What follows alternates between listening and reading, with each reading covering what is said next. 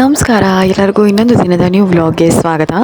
ಇವತ್ತು ಆಫೀಸಿಂದ one day out ಅಂತ ಎಲ್ಲ ಕೊಲೀಗ್ಸು ಸೇರಿ ಹೊರಗಡೆ ಹೊರಟಿದ್ವಿ ರಾಯಲ್ ಆರ್ಕಿಡ್ ರೆಸಾರ್ಟ್ ಯಲಹಂಕದಲ್ಲಿರೋದಕ್ಕೆ. ಸೊ ಲೇಡೀಸ್ ಅಂದರೆ ಗೊತ್ತಲ್ವಾ, ಆಬ್ವಿಯಸ್ಲಿ ಎಲ್ಲರೂ ಎಂಜಾಯ್ ಮಾಡ್ಕೊಂಡು ಹೋಗ್ತೀವಿ ಒನ್ ಡೇ ಔಟ್ ಆಗಿರೋದ್ರಿಂದ. ಸೊ ಆಫೀಸಿಂದನೇ ಬಸ್ ಕಳಿಸಿದ್ರು. ಸೊ ಎಲ್ಲರೂ ಬಸ್ಸಲ್ಲೂ ಡ್ಯಾನ್ಸ್ ಎಲ್ಲ ಮಾಡಿಕೊಂಡು ಬೆಳಿಗ್ಗೆ ಬೇಗನೆ ಎದ್ದು 7 ಗಂಟೆಗೆ ಹೊರಟಿದ್ವಲ್ಲ. ಸೊ ಎಲ್ಲರೂ ತುಂಬ ಫ್ರೆಶ್ ಆಗಿ ಕಾಣಿಸ್ತಾ ಇದ್ವಿ. ಸೊ ರೆಸಾರ್ಟ್ಗೆ ಎಲ್ಲರೂ ರೀಚ್ ಆದ್ವಿ.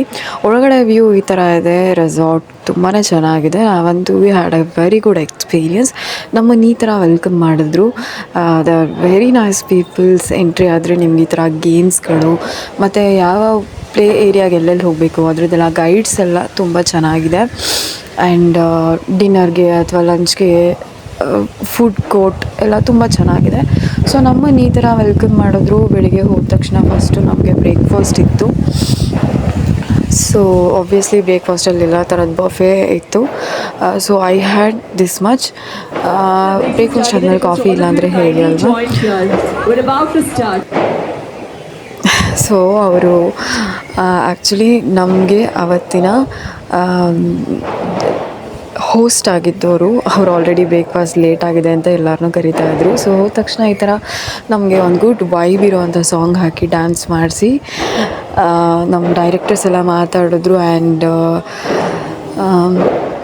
ಒಂಥರ ದ ನ್ಯೂ ಡೇ ನಮಗೇನೋ ಒಂದು ರಿಫ್ರೆಶ್ಮೆಂಟ್ ನಿಜವಾಗ್ಲೂ ಬೇಕಿತ್ತು ಈ ವರ್ಕ್ ಪ್ರೆಷರ್ನಲ್ಲಿ. ಸೊ ಡ್ಯಾನ್ಸ್ ಎಲ್ಲ ಮಾಡಿಸಿದ್ರು. ಈ ಥರ ಏನೋ ಒಂದು ಆ್ಯಕ್ಟಿವಿಟೀಸ್ ಏರಿಯಾದಲ್ಲಿ ಆ್ಯಕ್ಟಿವಿಟೀಸ್ ಎಲ್ಲ ಮಾಡಿಸಿದ್ರು. ಮಧ್ಯಾಹ್ನ ಲಂಚ್ಗೆ ಆಬ್ವಿಯಸ್ಲಿ ರೆಸಾರ್ಟ್ನಲ್ಲಿ ಬಫೆ ಇದ್ದೇ ಇರುತ್ತೆ, ಎಲ್ಲರಿಗೂ ಗೊತ್ತು. ನಾನು ಇಷ್ಟೇ ತೊಗೊಂಡಿದ್ದು.